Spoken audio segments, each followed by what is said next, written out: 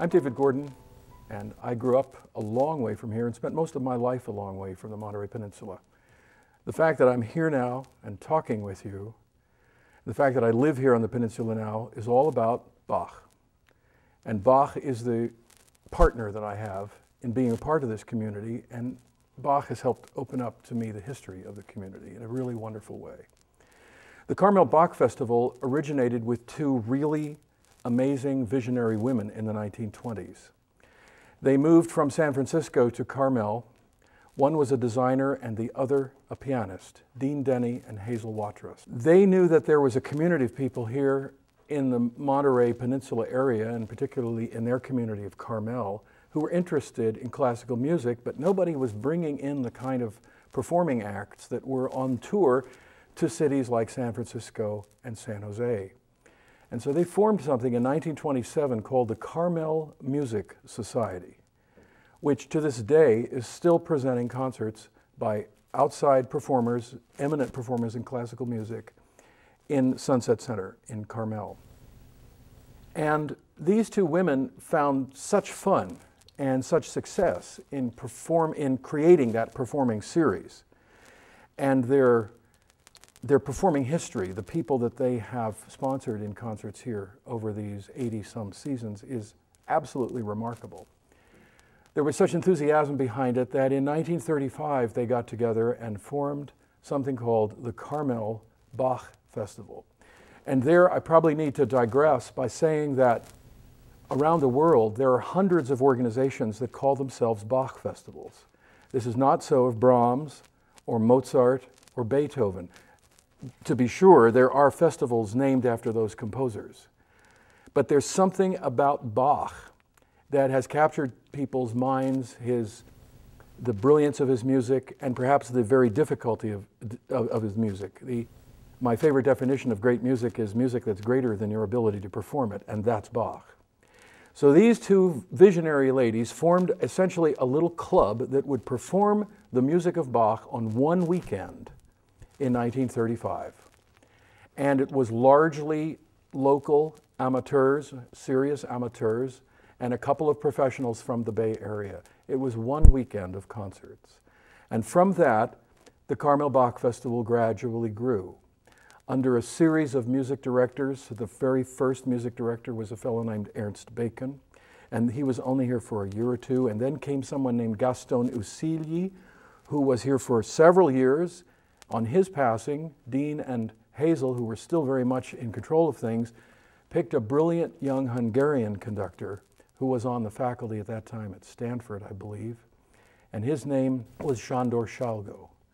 And Sándor Salgó saw this festival and this place, this Carmel Monterey Peninsula, as a place where a great festival could be built. Over the years, he acted as an impresario. He hired great performers from outside the community. He created a core group of choral singers called the Festival Chorus.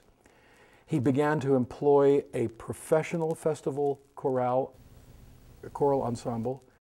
And the festival began to expand. First it was a weekend, then it was 2 weekends with a week in between, then it was 2 weeks with 3 weekends, and it finally became 3 weeks with 4 weekends, until just a couple of years ago when, because of the financial situation in the economy, we reduced it again to 2 full weeks. Over the years, some great performers have made their American debuts at the Carmel Bach Festival, and over the years the festival has increased in its stature through a series of music directors.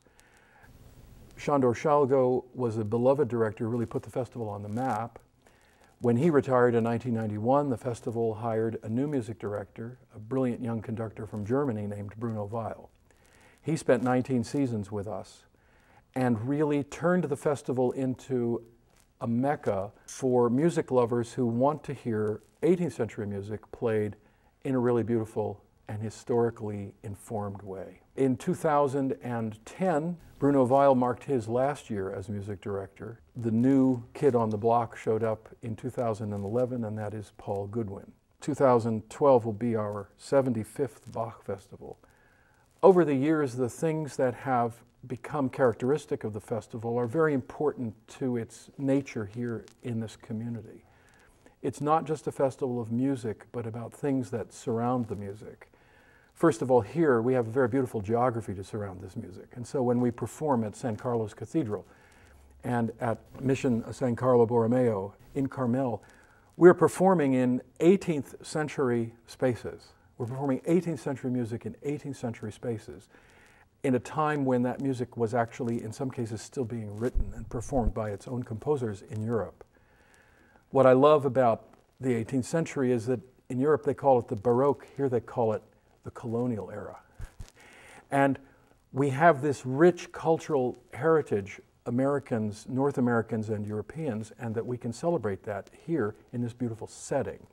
The other thing that surrounds the music here is the ideas that produce the music. And since the inception of the Bach Festival, there have always been lectures and symposia and other things to connect people's own selves, the listener's own self, with the continuum of music history.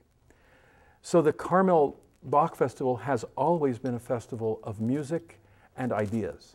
And that's something that gives the festival its unique personality.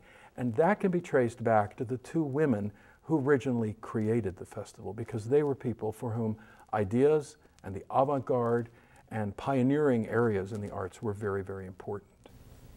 So the Bach Festival has this long tradition, part of which is that it is part of the charm of Carmel and its surrounding areas. It also has an important history because so much important music has happened there, including everything from music from the 12th and 13th century to world premieres of music written especially for the Bach Festival. It's important to the community because of its constant outreach to kids. More and more children are involved in the Bach Festival. It creates its personality to some extent through the use of the volunteers, hundreds and hundreds of volunteers. So it cannot be seen really as a carpetbagger institution where professionals come in from out of town, sing their songs and leave. It's really become a part of the community for many members of the community who are not performers. And I think that's a very important characteristic of what distinguishes the music making on this peninsula.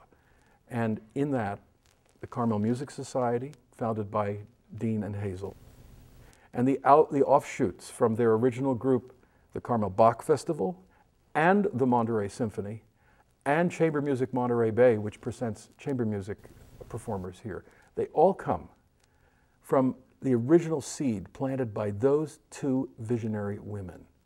And what I love in situations like this, that we live in a community that benefits from something that started with a tiny moment of thought, a tiny vision that changed everything here.